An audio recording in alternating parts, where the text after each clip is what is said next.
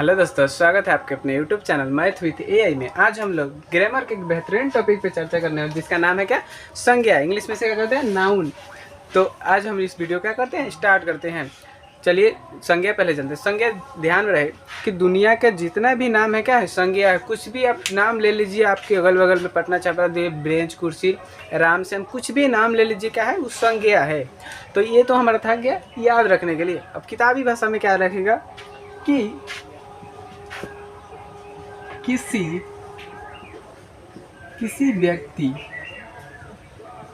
व्यक्ति वस्तु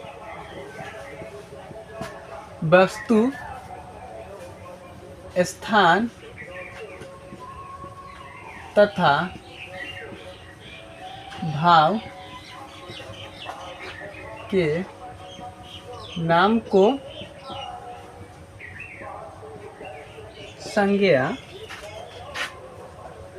कहते हैं। अब ये तो हो गया हमारा भाषा। अब ये और चीज होता है कि संज्ञा के प्रकार भी होता है। तो संज्ञा के प्रकार होता है 5 गो। तो यहाँ पर लिखेंगे हमको कि संज्ञा का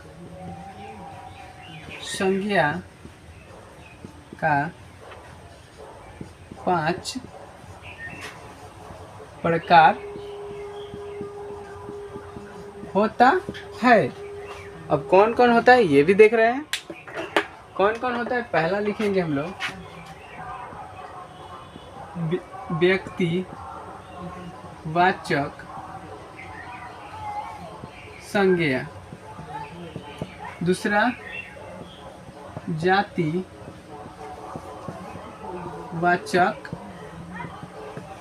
संज्ञा। 3 नंबर में हम लिखेंगे द्रव्यवाचक संज्ञा। 4 नंबर की समूहवाचक संज्ञा। 5 नंबर में भाववाचक संज्ञा। अब मान लीजिए कहीं कभी भुला जाएगी, संज्ञा के प्रकार 5 गो होता है, नहीं याद रहे तो सबसे पहले हम यहाँ पे लिखेंगे संज्ञा ऐसे लिख देंगे। उसके बाद देखेंगे कि संज्ञा के में 100 एक आ रहा है। उसके बाद अक्षर ज्ञा आ रहा है 2 गो हो गया। एगो एकार आ रहा है 3 गो हो गया। एगो ही पाई है जो का हो गया 4 गो हो गया। बिंदी कै गो हुआ 5 गो। कै गो संज्ञा के प्रकार कै गो हो गया 5 गो हो गया। उसके बाद यहाँ पर फिर से देखिए, समझने की व्यक्ति मतलब कौन आदमी के नाम। जैसे हमारा हो गया क्या, राम। तो कौन व्यक्ति के नाम है कि ना, राम व्यक्ति के नाम है। श्याम व्यक्ति के नाम है ना, श्याम व्यक्ति के नाम। तो इसलिए क्या है, व्यक्ति का नाम है किसी। अब वस्तु को अगर कह दे तो हम कर दे, जैसे कुर्सी किसी वस्तु का नाम है क्या, कौन चीज है, क्या है, कुर्सी है। उसके बाद स्थान में हम क्या लिखे, पटना। क्या हो गया, स्थान का नाम है पटना, दिल्ली, पंजाब, मुजफ्फरपुर, कुछ भी क्या कहें, स्थान हो गया। भाव का मतलब हो गया कि बुढ़ापा। कुछ भी चीज हो जो महसूस होना चाहिए, सिर्फ महसूस होना चाहिए, दिखाई ना देना चाहिए। कहेंगे कि बुढ़ापा दिखाई देता है, लेकिन दिखाई ना देता है, वास्तव में क्या एक महसूस होता है, क्या एक भीतर का भाव है। जैसे हम लोग का लड़कपन।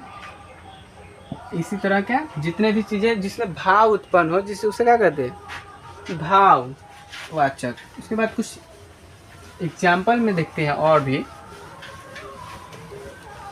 सबसे पहले व्यक्तिवाचक में ले लेंगे किसी जगह का नाम,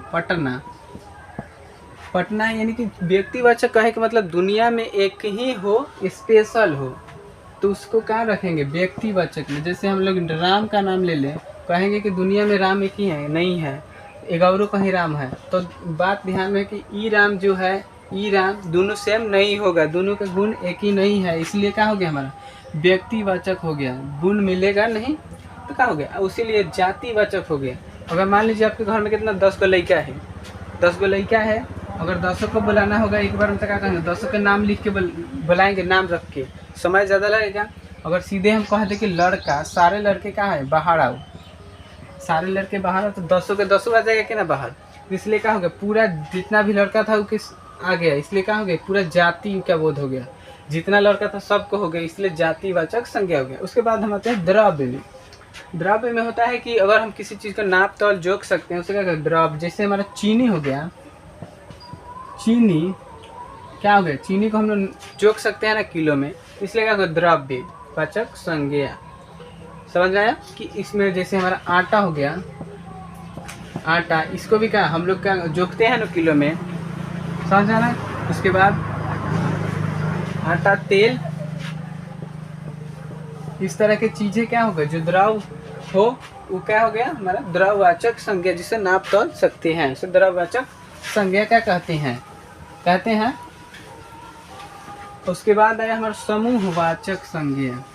समूह के मतलब है कि जिसमें ज़्यादा लोग हो उसे समूह कहते हैं। मान लीजिए दल होता है हमारा दल, कहीं दल एक आदमी का हुआ है क्या दल, कहीं एक आदमी का दल नहीं होता है, कम से कम 5 से 6 लोग होते हैं। जहाँ ज़्यादा लोग उसे क्या कहेंगे दल कहेंगे। जैसे हमारे हो गए वर्ग यानी कि कक्षा, वर्ग में कितने लड़के रहते हैं, बहुत सारे लड़के रहते हैं, इसलिए समूह हुआ गया।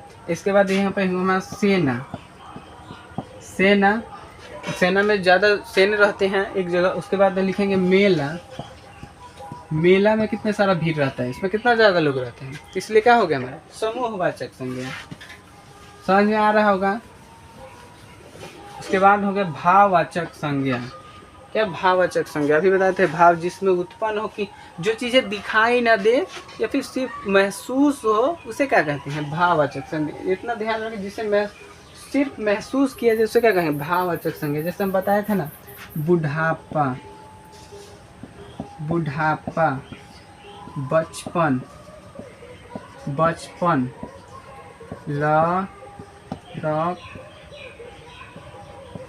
लड़कपन, इस तरह की चीज़ें जो है दिखाई ना दे महसूस हो सिर्फ उसे क्या कहते हैं हम भाववाचक संज्ञा। उम्मीद है कि आपको ये संज्ञा का क्लास बहुत अच्छा लगा होगा। अगर अच्छा लगा है तो अपने दोस्तों में प्लीज़ शेयर करें। चलिए मिलते हैं अगले वीडियो में, तब तक के लिए धन्यवाद।